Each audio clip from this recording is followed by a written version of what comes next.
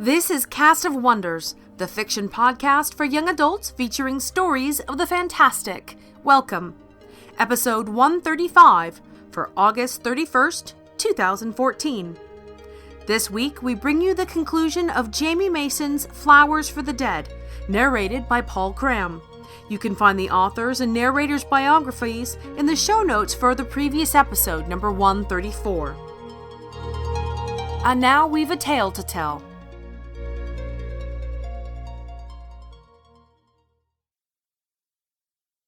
The acoustics of the concrete stairwell magnify sounds 10-fold, 100-fold as Kyle climbs.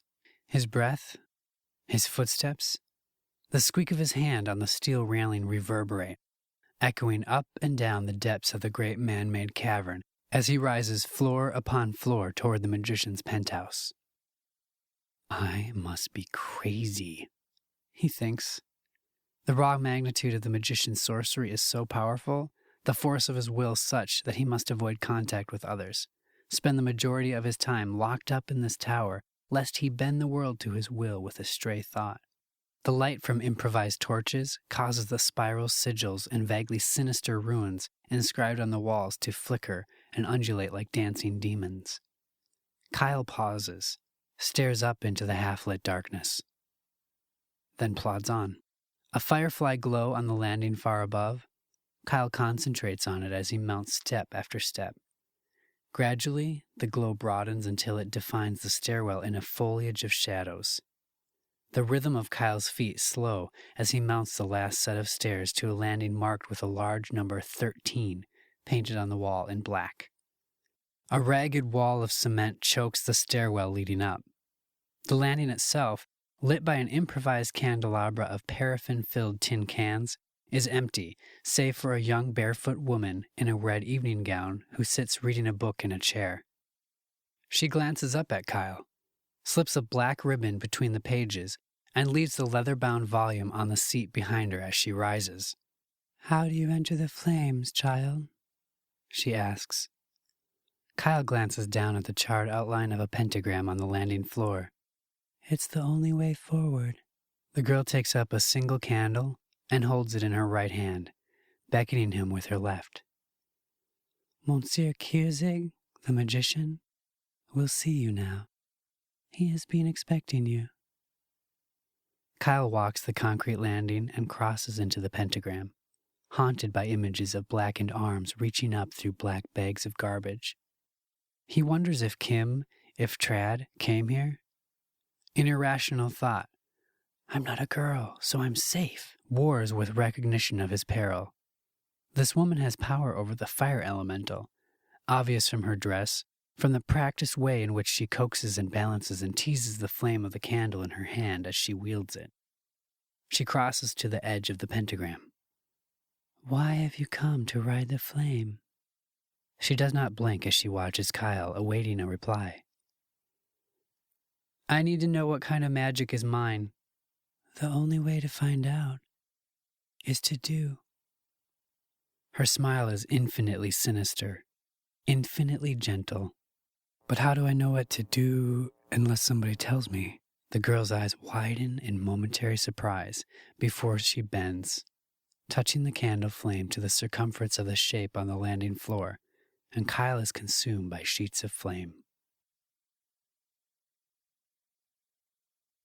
"Tell me, Kyle, do you know why magicians wear gloves?"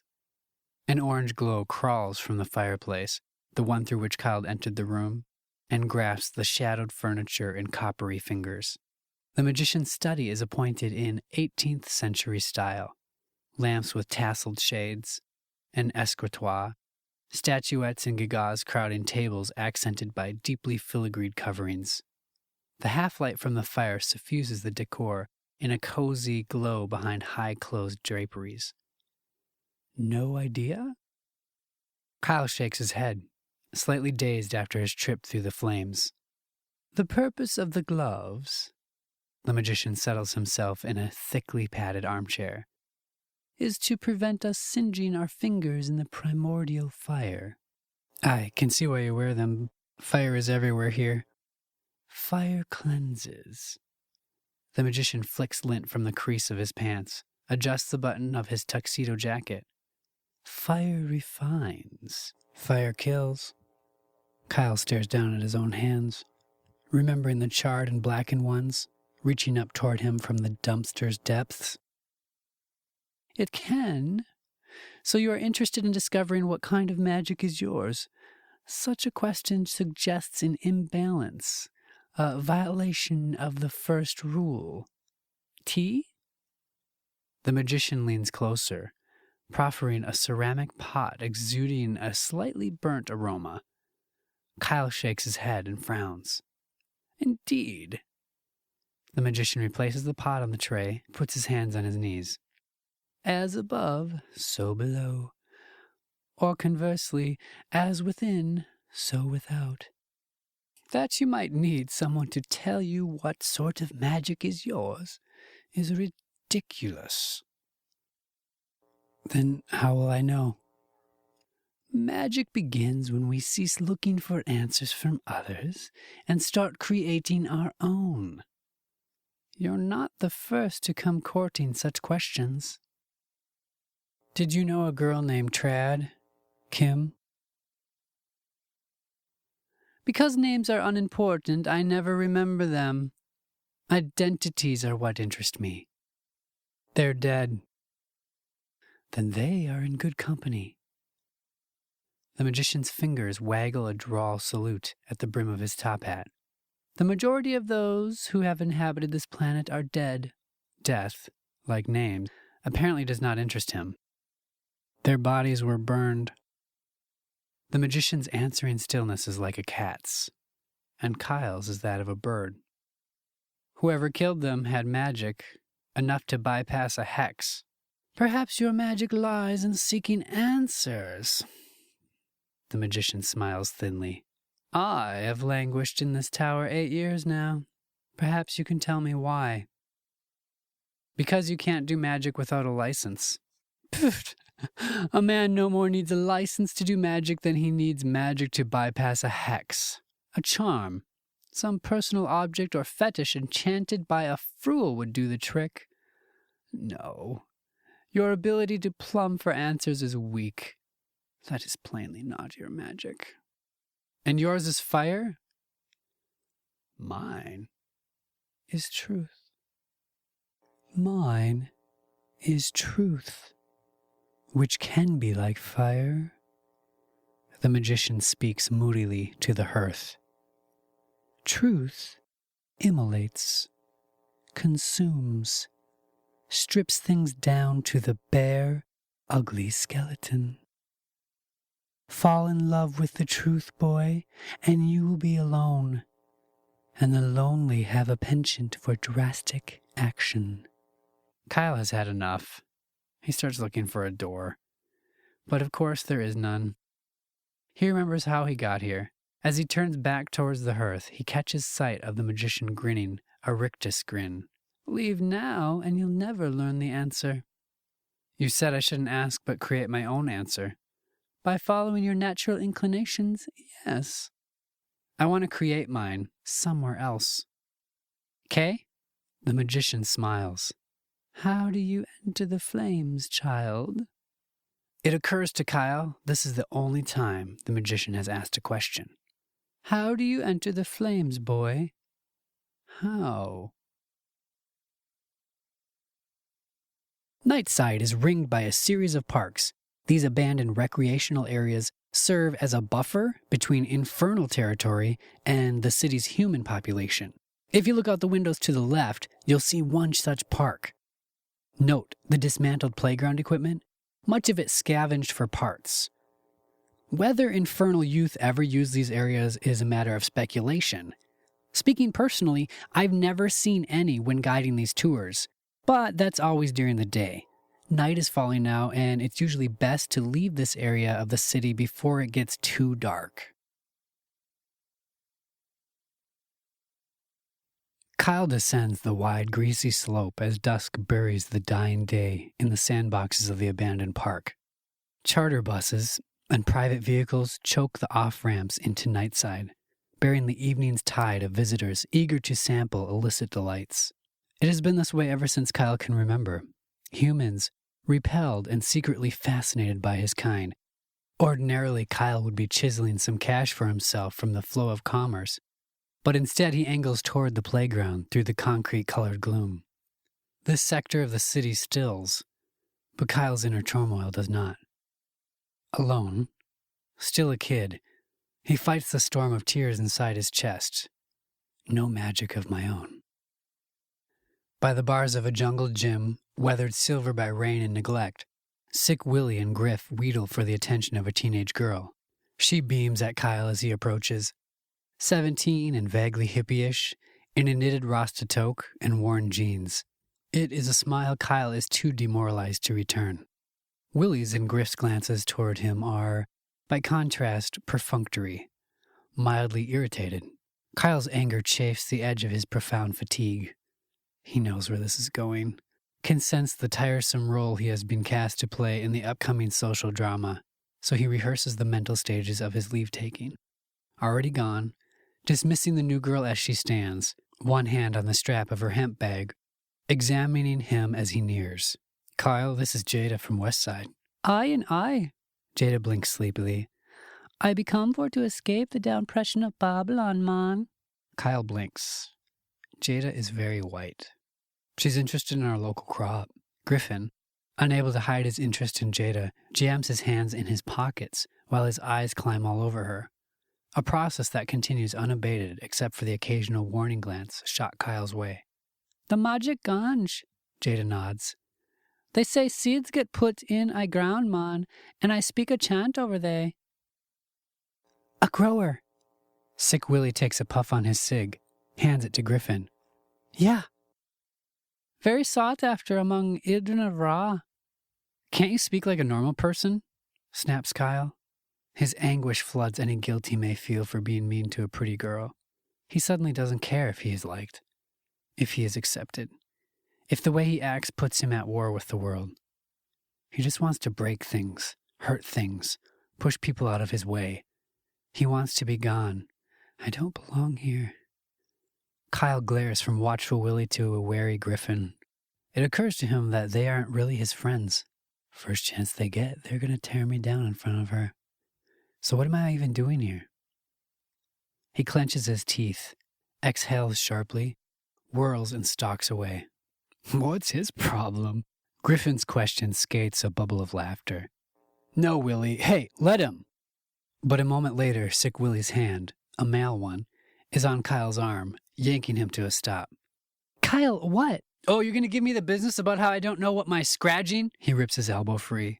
Magic is, huh? Or maybe give Jada the lecture all about how I've never had a girlfriend. Huh? You scratching fuckster freak? Just go ahead and do it once, Willie. I'll smash your scratching face. I've had it with you.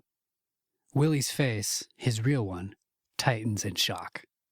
Hey, Kyle, he speaks softly. No, we're... You're what? Not my friends, that's for sure. Kyle spits. We are so done. I'm out of here. You go have fun with your Trustafarian. This is bleak.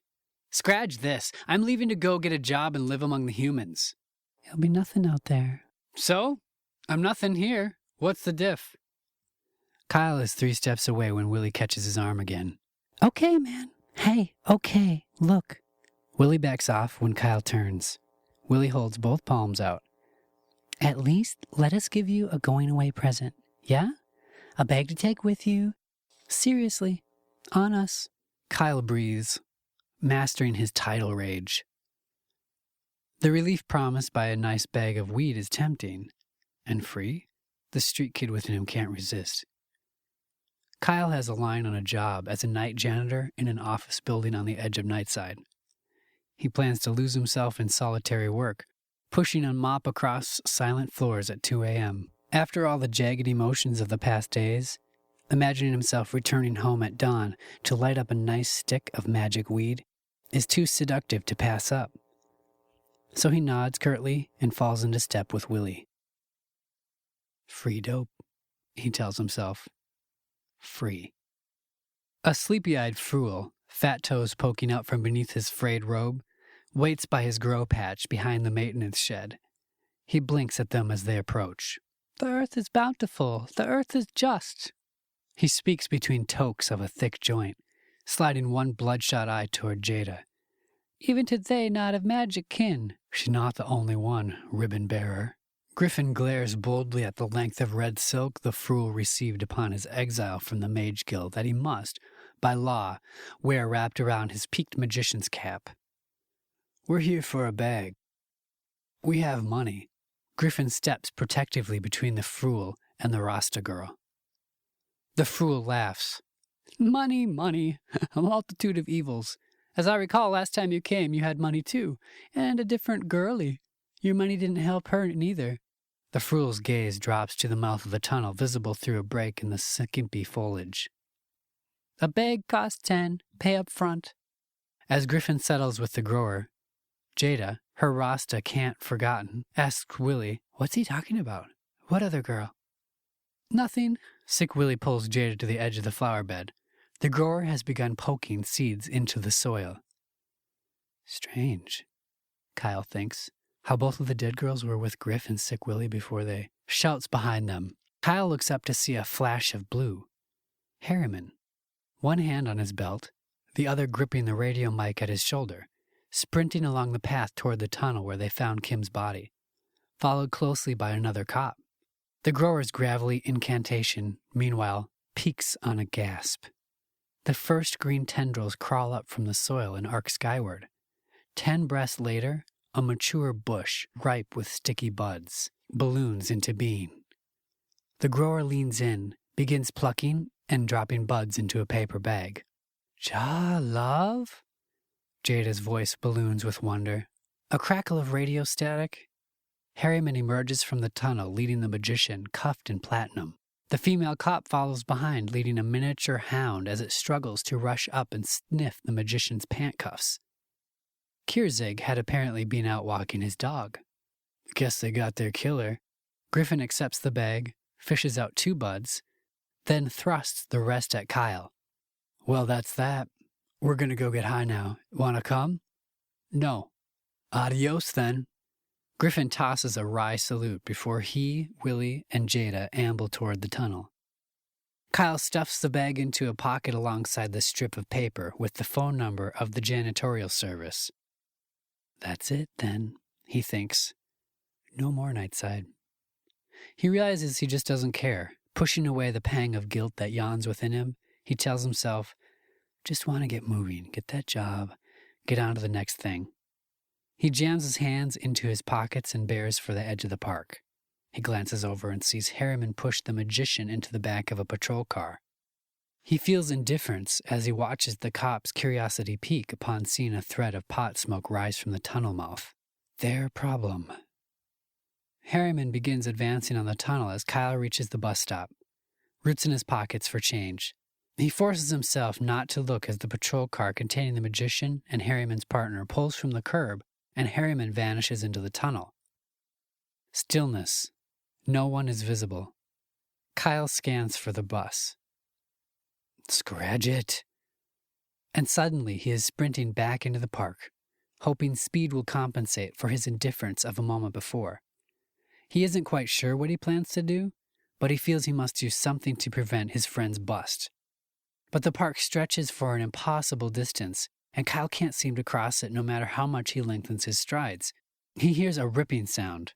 Either that or a snap, he isn't sure.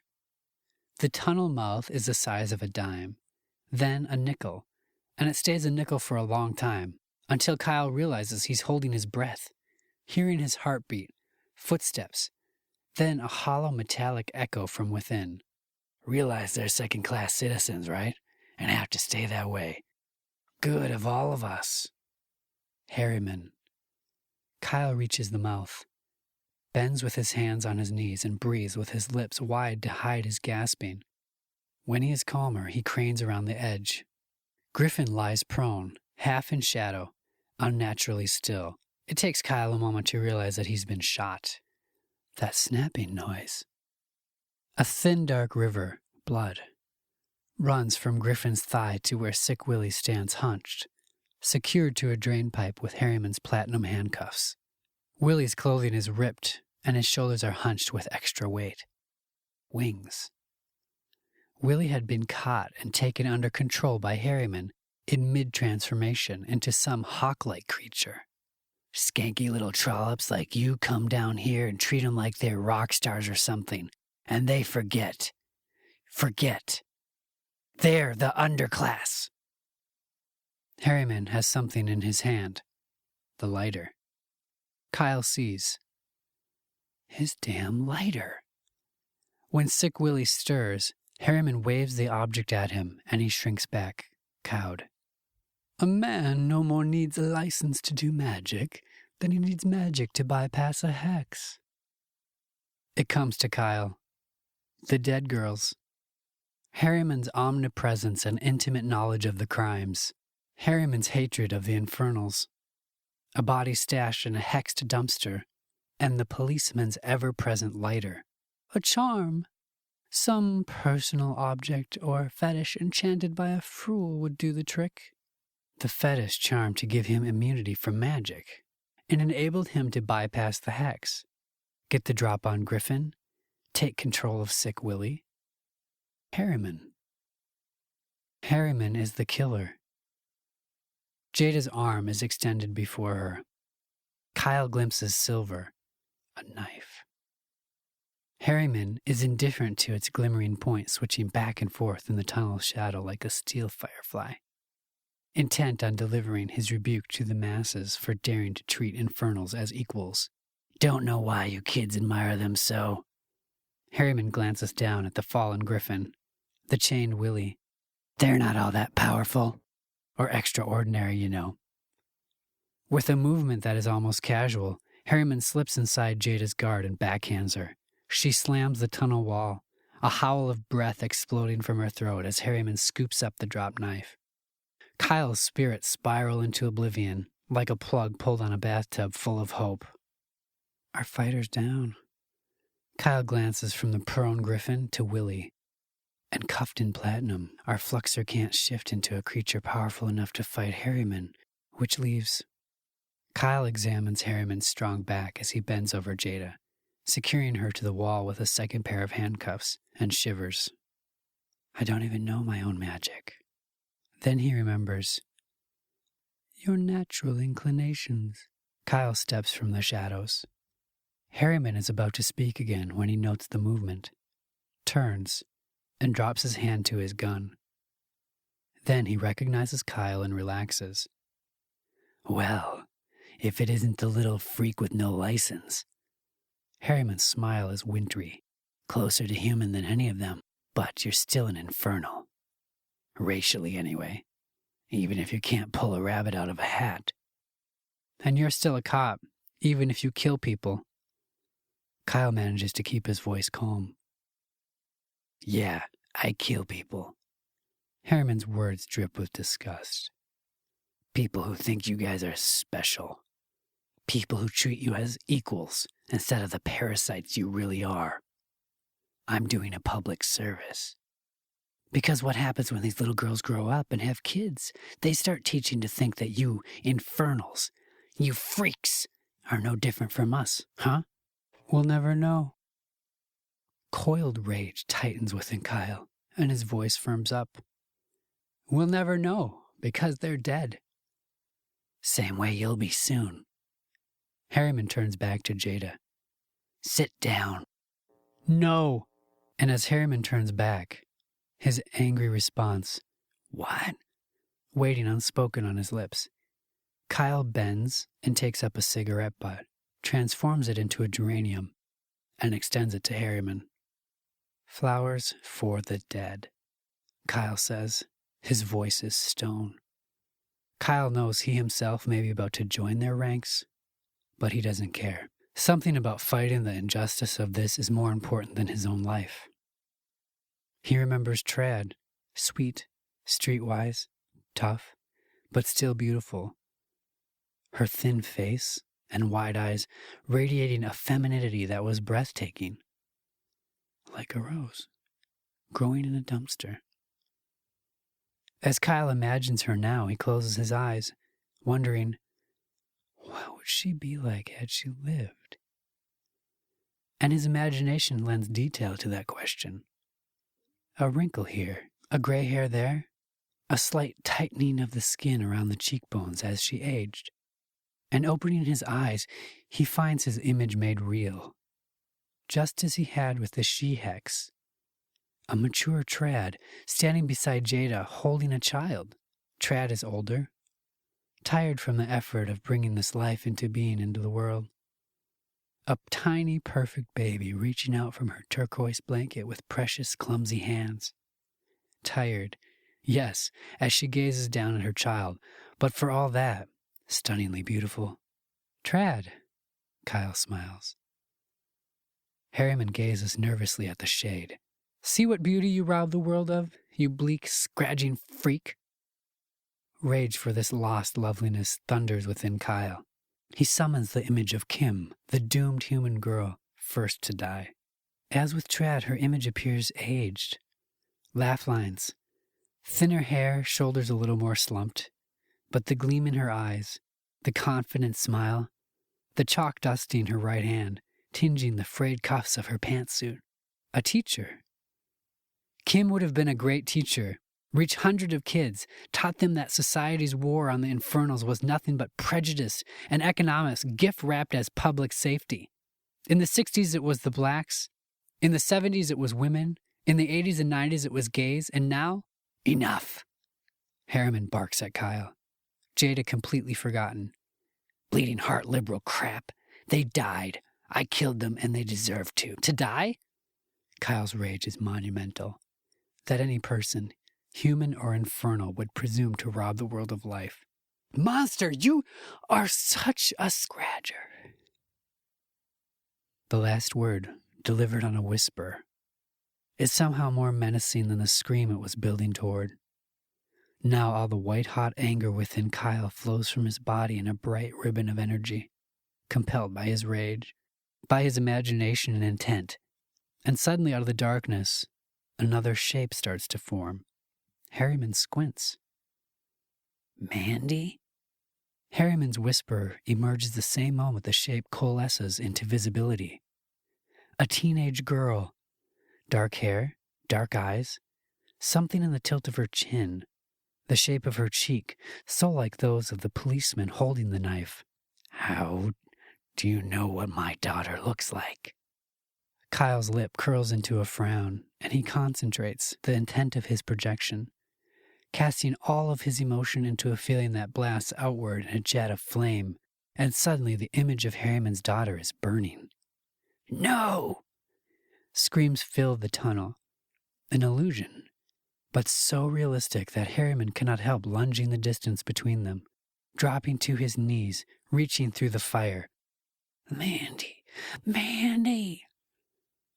Harriman's bare arms swat the flames. He is too panicked to notice how they pass through, unharmed, even as his daughter is consumed. Son of a... Make it stop, you sick demon! Kyle, fists clenched, merely stands his ground and shakes his head once. Harriman scrabbles at his holster. You monster! He yanks free his service pistol and jams it towards Kyle. Stop!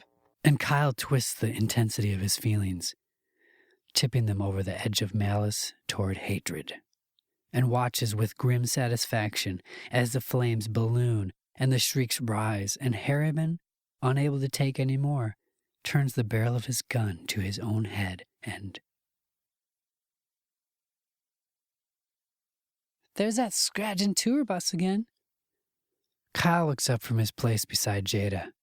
Spelled out in coins in front of them on the sidewalk are the letters M, K, E, L, O, E. The chugging, silver-skinned vehicle rumbles past. Faintly through the open windows they hear, moved here because of restrictions on their access to employment, welfare, housing, and health care. Addiction and violence remain ongoing concerns. Jada calls to a passing woman, Hey! Want to help us make love on the sidewalk? The woman, hair swaddled beneath a kerchief and her face wrapped by thick sunglasses, sneers before turning away and pushing forward through the crowd. A thick-set man in a gray business suit notes the dismissal. shakes his head, then hands 2 quarters to Jada. "You nice kids get yourself something to eat, okay?" "Ja, love," she says, and uses the quarters to start the apex of the A in make. Sick Willie takes a seat beside them. Look it.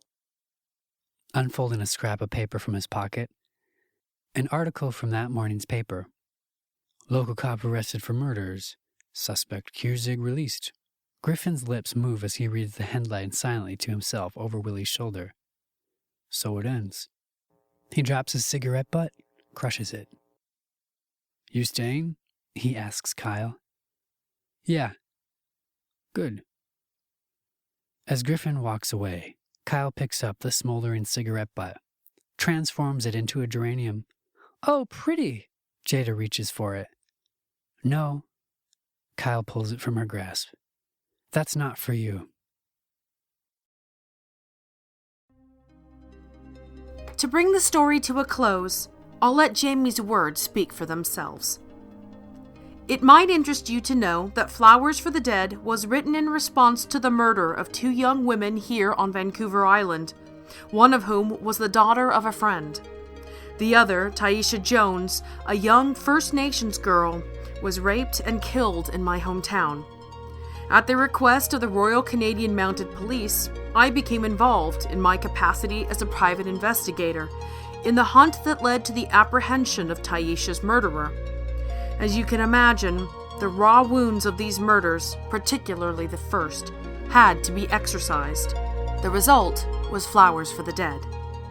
We dedicate these episodes to the memories of Kimberly Proctor and Taisha Jones. Join us next week for Flotsam by Rebecca Schwartz. If you've enjoyed this story, then please lend a hand in supporting audio podcast fiction. Leave us and this story a review on our Facebook page or in iTunes, and share the episode with your friends and family. You can find us on Twitter as well. We're at Cast of Wonders. And please consider making a donation via the PayPal links on our site. 100% of our donations go to cover bandwidth costs and purchase stories that we bring you. Every little bit helps, and you have our heartfelt thanks for helping us keep bringing you the best young adult audio fiction week after week. Cast of Wonders is a production of Wolfsbane Publishing and is brought to you by the creative team of Barry J. Northern, our publisher and artist, Alan Sale, our audio producer, and I remain, as always, your humble editor and host, Marguerite Kenner. Our episodes are released under a Creative Commons Attribution, Non-Commercial, No Derivatives license. Our theme, Appeal to Heavens, is by Alexei Nov from musicalley.com. Thanks for listening.